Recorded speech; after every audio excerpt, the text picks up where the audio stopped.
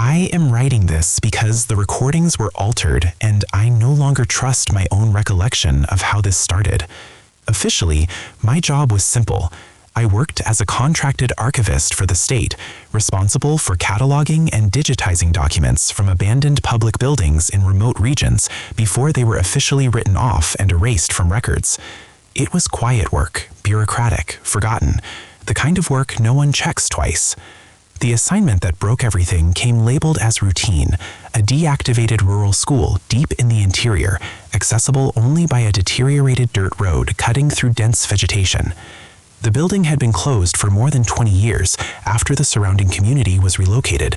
No incident listed, no tragedy reported, just lack of access and a structural risk. I arrived alone, as instructed, with a generator, a laptop, scanning equipment, and strict guidance not to bring personal devices inside. If you're reading this, it means I ignored at least one of those rules, because some rules only exist to delay consequences, not prevent them.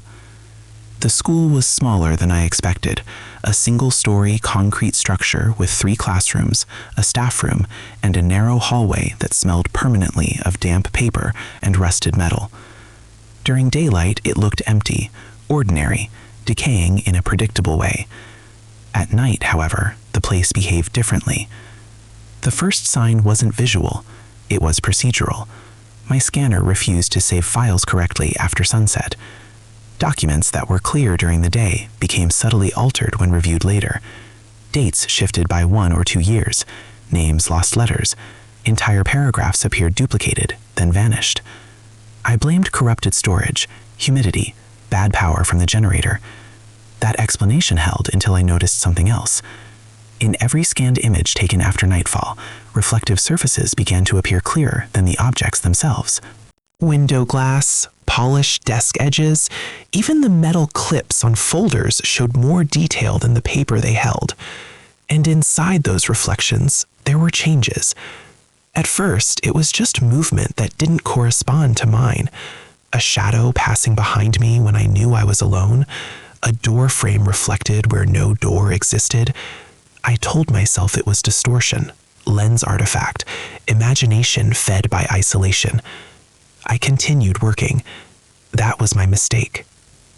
On the 3rd night, while reviewing scanned attendance logs from the final year the school operated, I noticed something that made my stomach tighten. My own name appeared handwritten in the margin of a document dated more than 2 decades before I was born. It wasn't written cleanly. It looked pressed, as if someone had struggled to remember how to spell it. I checked the physical page. Nothing there. Only the digital copy showed it. I should have shut everything down. Instead, I kept reading. If you're still with me at this point, understand this clearly. What followed did not feel like fear at first. It felt like recognition, like remembering something you were never supposed to know you forgot. By morning, I had convinced myself it was a glitch, the kind that happens when you work in humidity with unstable power and old paper that sheds dust like it's alive. I told myself the name in the margin was a coincidence, a pattern my brain wanted to see because I was tired. The problem with that explanation is that it required the world to stay consistent afterward, and it didn't. When I woke up, my notebook, physical, not digital, had 2 extra lines written at the bottom of a page I distinctly remembered leaving blank. They were not in my handwriting. They weren't even written like someone trying to imitate me. The letters leaned wrong, as if the hand that formed them was copying the idea of writing rather than the motion. The line said, "You see here. You will stay here." I stared at it for a long time, trying to force my mind to frame it as a prank, but there was no one to prank me. No signal, no neighbor, no reason. The school sat inside an expanse of vegetation that made the outside world feel like a rumor.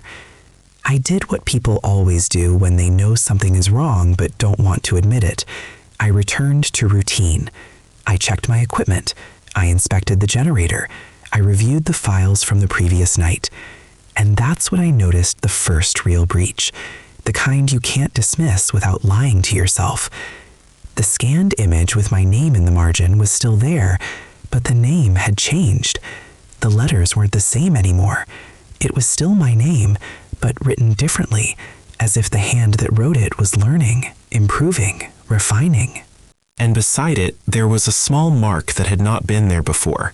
3 short strokes, like tally marks, pressed hard enough to indent the page in the scan, yet the physical page remained smooth when I ran my fingers over it. I flipped the paper under light, checked for embossing, checked the underside. Nothing. Only the reflection in the scan carried the impression. That was when the thought arrived, quiet and disgusting. What if the digital copy wasn't being corrupted, but revealed? What if the paper was the thing that was incomplete? I hated myself for thinking it, but the idea lodged in my head and refused to leave. I tried to ground myself by walking the building in daylight, taking notes like an inspector. Classroom 1, collapsed ceiling tiles, wet blackboard, desks stacked like ribs. Classroom 2, a cabinet with rusted hinges, a torn map of Brazil stuck to a wall that had been painted over 3 times. Classroom 3, the smallest room, the one with the least damage, which felt wrong. The floor in there was cleaner than it should have been. Not clean as in maintained, but clean as in disturbed recently. There were faint drag marks in the dust, short and repeating, like something had been moved back and forth with care. I told myself it was animals, rodents, snakes. But the marks ran from the center of the room toward the corner where an old metal-framed mirror leaned face down against the wall. I hadn't brought a mirror. It was already there. A relic from the staff room, I assumed. The metal frame was pitted with rust, but the glass, when I carefully lifted it, was intact. It should have been cloudy from years of humidity. It wasn't. It reflected me too clearly, and that clarity felt like an intrusion. I held the mirror up. The classroom behind me looked normal in it. Then, as I shifted my stance, the reflection showed something that wasn't in the room. A 4th desk in the back corner, upright, with a notebook open on top. I turned around. No desk, no notebook. I turned back to the mirror. The desk was still there. The notebook was open to a page covered in writing. My throat tightened as if I'd swallowed sand. I moved closer, mirror shaking slightly in my hands. The writing in the reflected notebook looked like attendance notes, names in a list, dates on the side, and at the bottom, in darker strokes, the same 3 tally marks. I lowered the mirror and stared at the empty corner again. My body wanted to laugh, wanted to reduce it to something harmless. Instead, I did something worse. I carried the mirror into the staff room, set it on a table, and told myself that in controlled conditions I could test it. That's how people get trapped, not by curiosity, but by the belief that curiosity makes them in control. The staff room was where I'd set up my equipment. A folding table, the scanner, the laptop, the generator outside running a cable through a cracked window. I angled the mirror so it faced the room and I could see it while working. I resumed scanning. The daylight hours passed with nothing overt. The files behaved. The paper looked like paper. The mirror reflected only what it should. I started to relax, and that relaxation felt like a betrayal, because the moment the sun dropped and the building shifted into its night behavior, the mirror began to act like a second screen. Not brighter, not glowing, just more present. Reflection sharpened. The corners of the room looked deeper in it than they were in reality. The air in the mirror looked colder. I told myself to stop staring at it. I failed. My eyes kept returning, like a reflex. While scanning a stack of old complaint forms, parents reporting missing supplies, broken windows, teachers absent without explanation, I saw movement in the mirror behind me, a figure crossing the hallway. Not a shadow, a body-shaped absence, darker than the darkness around it, moving with a slow certainty. I turned immediately. Hallway empty. I turned back. The figure was closer in the mirror, now standing in the staff room doorway behind me, though the real doorway remained empty. My skin went tight. My mouth went dry. I forced myself to breathe, slow and quiet. The figure did not enter. It did not raise an arm. It simply stood there as if waiting for me to acknowledge it. I stared at it in the mirror and felt something that was not fear, not exactly. It felt like pressure behind my eyes, like a memory trying to load. My mind tried to fill in details: face, clothing, expression. The mirror refused to provide them. It held the figure as an outline only, an insistence without information. Then the laptop chimed softly, the innocent sound of a file saving. The mirror figure took one step forward. The outline's edges trembled, as if it was resisting a boundary. I snapped the laptop shut hard enough to make the table shake. The generator outside hiccuped and surged. The staff room lights, my portable lanterns, flickered. In the brief darkness, I heard something that wasn't rain or wind or insects. A low sound, like a throat clearing, but not in my space, in the mirrored space. When the lantern steadied again, the figure was gone, but the mirror surface held a faint smear, as if a wet hand had pressed against the glass from the inside. I wiped it with a cloth. The cloth came away clean. The smear remained. I leaned in closer, and my reflection did something mine did not. It blinked slowly, one eye at a time, like a deliberate signal. My stomach dropped with a nauseating certainty that I was no longer alone with my own face. I stepped back so fast the chair scraped the floor. In the mirror, my reflection remained seated for a fraction of a second longer, then rose, lagging behind me as if time was thicker there. I said my name out loud, just to anchor myself in sound. The mirror reflection's lips moved a beat after mine, not repeating, answering. It formed the same words the notebook had carried earlier. "You will stay here." My throat tightened until swallowing hurt. I forced myself to look away, to focus on the physical room, the real table, the real scanner. And that's when I noticed the second breach.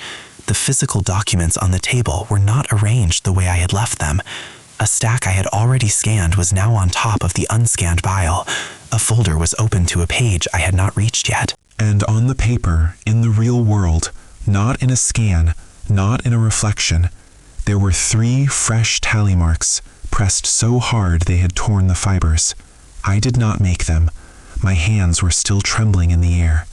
I backed away from the table, heart pounding, trying to decide whether to run outside into the dark or stay inside where at least walls existed. The generator hummed. The rain began again, heavier now, slamming against the roof like a warning.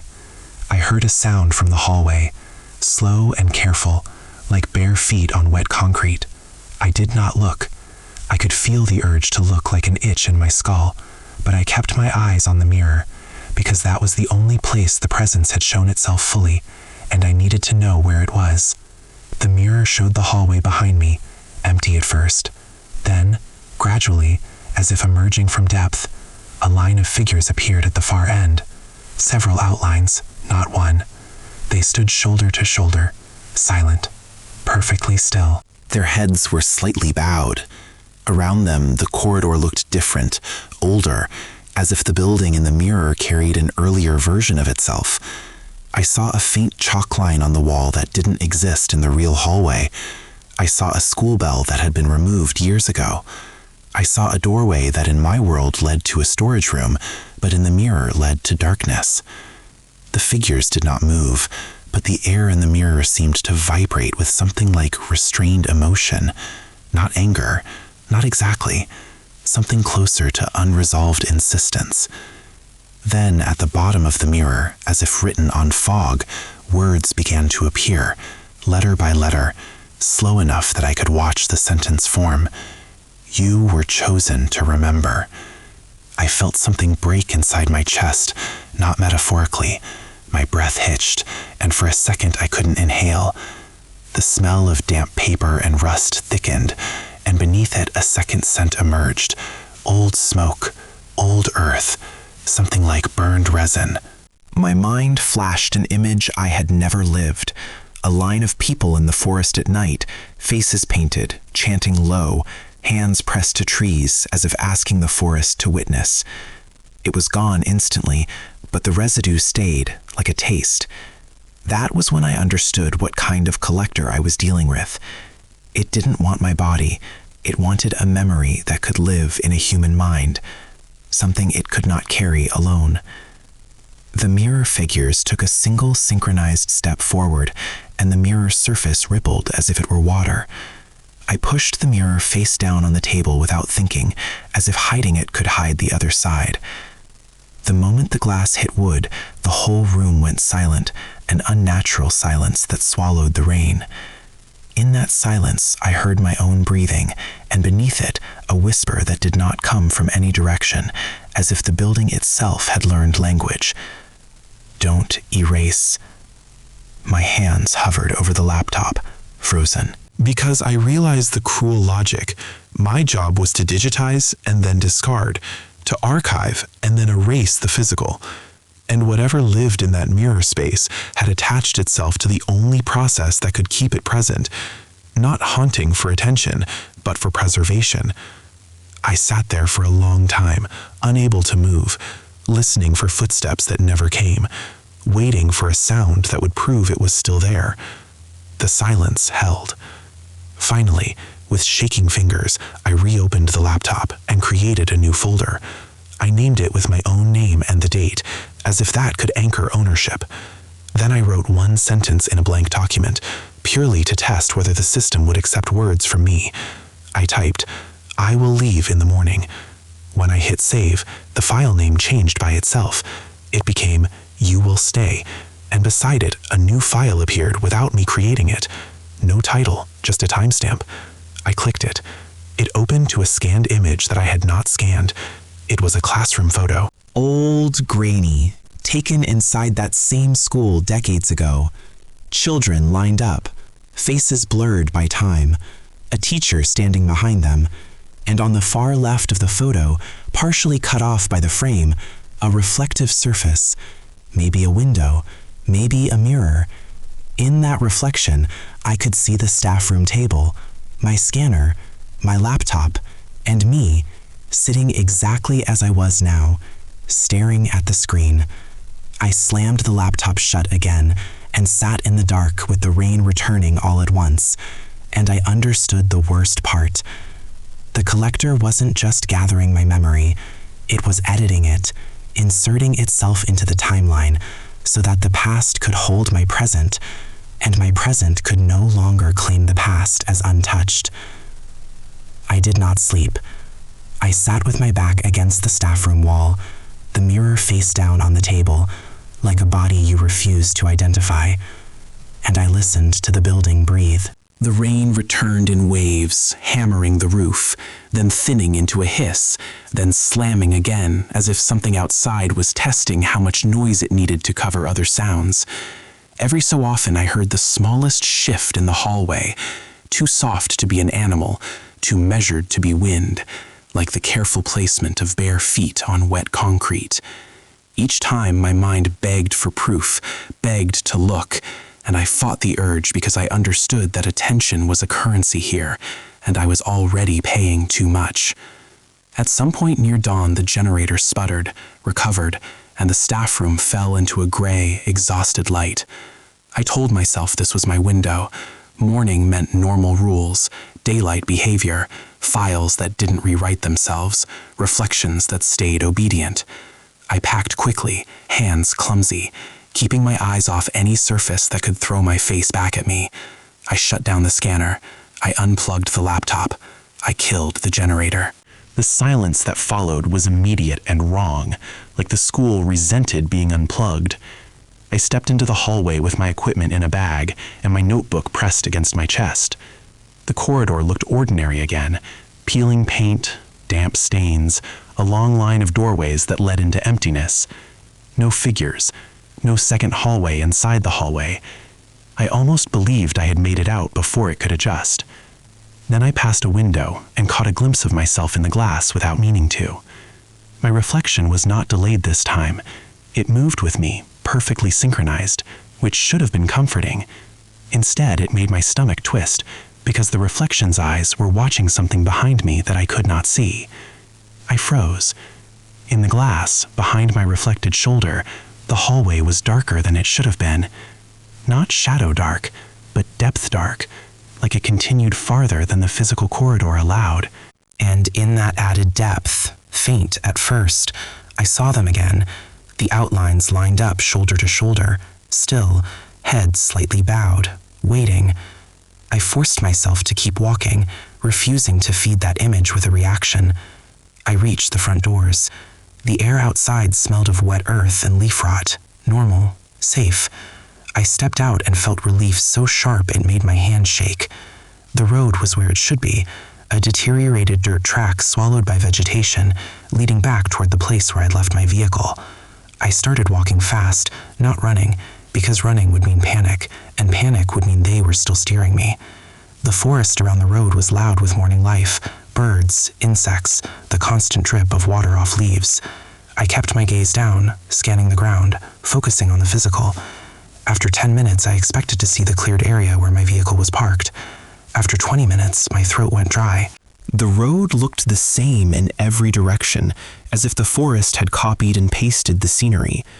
I slowed and forced myself to mark a tree with the edge of my key, a simple scratch in the bark.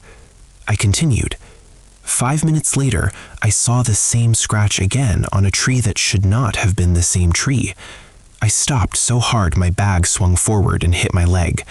I stared at the mark until my eyes burned. A loop. A controlled loop. The kind that doesn't need walls because the world itself becomes the wall. My first impulse was to turn around and head back to the school, as if returning voluntarily would restore control. My second impulse was to walk off the road into the forest. Both felt like choices someone else wanted me to make. I stood there in the wet heat and tried to think like an archivist instead of a victim. What was the mechanism? Reflections, surfaces, records, memory. The school didn't need to physically trap me if it could trap my sense of sequence. If it could keep my timeline from progressing, I could walk forever and still be at the beginning. I forced myself to do something ugly but practical. I took my notebook out and wrote the date and time. Then I wrote my full name. Then I wrote 3 things I knew were true, basic anchors. My mother's name, the city I was born in, the last job I had before this contract. The words looked normal on the page. My handwriting was mine. I exhaled a little. Then a drop of water fell from a leaf and hit the ink, smearing the last line. I wiped it with my thumb without thinking. When I lifted my thumb, the ink had not smeared the way wet ink smears. It had changed.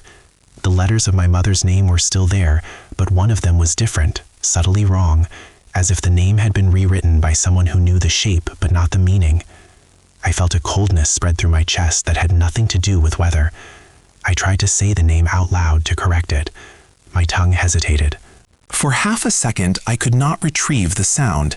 It came back, but delayed, like a file loading. That was the price, arriving early. The memory contamination wasn't only in documents. It was in me. I understood then what "you were chosen to remember" really meant. Not that I would carry their memory like a story, that my own memory would be made porous, a container they could pour into, until what belonged to me and what belonged to them became indistinguishable. The forest noise around me felt suddenly staged, like an audio track designed to keep me calm while the real work happened in my head. I made a decision I didn't want to make. I went back toward the school, not because I surrendered, but because the only way out of a loop is to identify where it begins. The moment the building came into view, the road stopped looping. I saw my vehicle in the clearing exactly where I left it, and the sight hit me with such relief that I nearly cried. Then I noticed something I had missed before. The windshield was clean, too clean, as if someone had wiped it recently. The glass reflected the school behind me. I approached slowly, heart beating loud enough to drown out the insects. In the windshield reflection, the school's front doors were open. In reality, they were closed. I looked away and looked back. The reflection did not change. The open doors remained open in the glass, and inside the doorway, the corridor was not the corridor. It was the older hallway again, deeper, darker, with that faint chalk line on the wall that didn't exist anymore. I stepped closer and saw something else in the windshield reflection that made my knees soften. A figure in the hallway holding a notebook, standing as if it was waiting to hand it to me. I couldn't see a face. I couldn't see details. Only the posture, patient and certain. I reached for the car door handle anyway, because leaving was suddenly more important than understanding. The handle was cold and slick. I pulled. The door opened. The interior smelled wrong, damp paper and smoke, the same scent that had bled into my head the night before. On the driver's seat was a folder I had never placed there. Inside the folder was a single photograph printed on cheap paper. It showed the school, not abandoned, not decayed, but active, alive, with people gathered in front. The image quality was poor, but the posture of the figures was clear. Not a celebration, not a class picture. A line, orderly, heads bowed, hands held close to their bodies, as if restrained by something unseen. In the corner of the photo, someone had written a date. The date was correct for the year the school officially closed. Beneath the date, in a different hand, were the same 3 tally marks. Then underneath the marks, in my handwriting, a sentence I did not remember writing. If I leave, they lose it. My mouth went dry. I looked back at the school. For a second, I thought I saw movement behind one of the windows, a shape, a pause, then nothing. I sat in the driver's seat and tried to start the engine. It turned over once, twice, then failed. I tried again, same result. I leaned back, staring at my hands on the wheel, and I realized with sick clarity that the collector didn't need to chase me. It didn't need to threaten. It only needed to make leaving feel like erasing. And somewhere in the back of my mind, a memory I hadn't owned yesterday began to push forward, insisting on being seen. Firelight in the forest, chanting low. The school's foundation dug into ground that had names older than maps, and a line of people forced to stand in silence while something was taken from them that was not land alone. My eyes filled, not with tears of fear, but with the involuntary grief of remembering what I had never lived. I sat there until the rain began again, soft at first, then heavier, and I understood that the next choice wasn't whether to leave. It was whether I would keep calling what was happening mine long enough to survive it. I sat in the driver's seat until the rain stopped sounding like weather and started sounding like a decision. The engine wouldn't catch, but it wasn't dead either. It kept turning over as if it wanted to start and was being gently denied. I tried to ground myself with mechanics, battery, fuel, humidity, starter. I opened the hood, checked what I could, found nothing obviously wrong. Everything looked normal in daylight, which was the most unnerving part. Normal is what the place used as camouflage. When I closed the hood, I noticed the windshield again. The reflection still showed the school's front doors open, while the real doors stayed shut. I stepped closer, forcing my eyes to stay on reality, but the glass pulled my attention like gravity. Inside the reflection, the hallway looked deeper than it should, older than it was, and the air inside it seemed to move as if someone was walking without making sound. I told myself not to look for patterns. I looked anyway. In the reflected corridor, the line of figures wasn't at the far end anymore. They were closer, spaced out now, as if they had been waiting for a signal and had finally received it. One outline lifted an arm slowly, not waving, not threatening, just indicating the inside of the building, the way someone points to a shelf they want you to notice. I felt my throat tighten because I understood the quiet logic. They didn't want me trapped here forever. They wanted me to return with intention, not to stay, but to carry. The folder on the seat felt heavier than paper should. I opened it again and studied the photograph. The more I stared, the more the image seemed to sharpen in small details that should not sharpen on cheap print. I began to recognize shapes in the background that weren't in any official map. A tree split by lightning, a line of stones arranged like a boundary, and near the edge of the frame, a reflective surface angled toward the camera that looked like a mirror propped outside the school. In that mirror, the reflection did not show the crowd. It showed the staff room table, my scanner, my laptop, and me, older than I am now, standing behind the equipment with my head bowed, as if listening. I dropped the photo on the seat like it burned and forced myself to breathe through the nausea. That was the moment I realized time wasn't behaving like time. The collector wasn't just contaminating memory, It was stitching me into a loop of record and witness so the story could survive by being repeatedly found. I understood why the school only behaved at night. Night gave reflections authority. Night made surfaces less accountable. Night made it easier for a second version of the building to overlap the first. I did the only thing I could think of that wasn't panic or denial. I took my notebook and wrote a contract with myself in plain language, like a report. I will document what I see. I will not erase files made after dark. I will leave a copy of everything in more than one place. I will not assume my memory is stable. Then I wrote a sentence that felt humiliating to write, but necessary. If I forget, this is real. I signed it. I dated it. I pressed hard enough to leave an imprint on the next page. When I looked at the indentation, 3 shallow marks appeared beneath my signature, as if the paper was answering with its own counting. I did not make those marks. I didn't even have the strength to be surprised anymore. I returned to the school, not with courage, but with procedure. The doors were still closed in reality. I placed my palm on the wood and listened. There was no sound from inside, no footsteps, no breathing, no voice. The building was quiet the way a room is quiet when someone is inside holding their breath. I turned the handle. It opened easily, too easily, like it had been waiting for the moment I would choose it. Inside, the hallway smelled faintly of damp paper and old smoke. I walked to the staff room and found the mirror still face down where I had left it.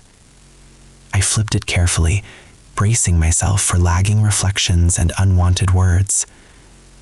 The glass showed me immediately, perfectly synchronized. For a second, relief hit me so hard I almost laughed. Then I noticed the smallest change. My eyes in the mirror were wet, but my real eyes were dry.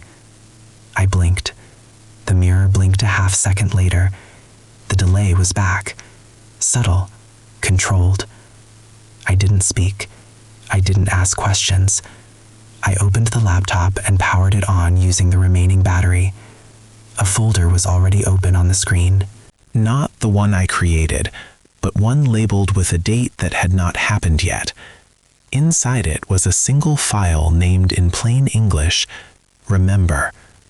I clicked it. The document that opened wasn't text.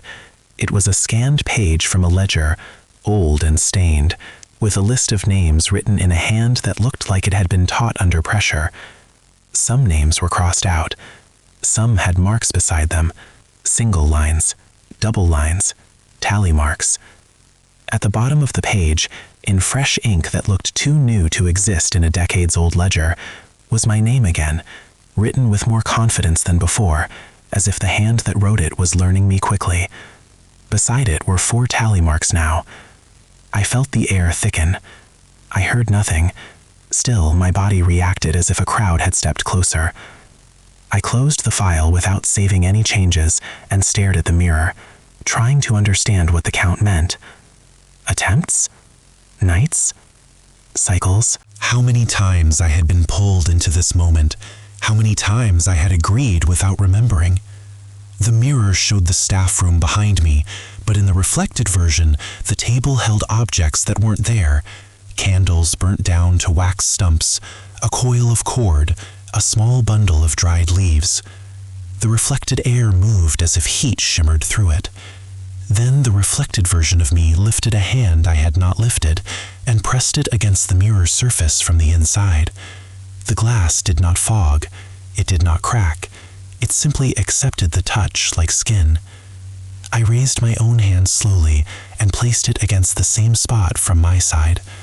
For one breath, I felt warmth through the glass, as if 2 palms met without the barrier acknowledging itself. The pressure behind my eyes returned, and with it a flash of memory that didn't belong to me. A group of people standing in forest darkness, chanting low, hands pressed to trees, and a building being outlined in the mind before it existed in wood or concrete, as if the intention came first and the structure followed. The memory hit like grief. I swallowed hard, steadying myself on the table. I didn't know whose memory it was. I only knew it had been waiting. When the sensation passed, I looked down and saw that my notebook page had changed.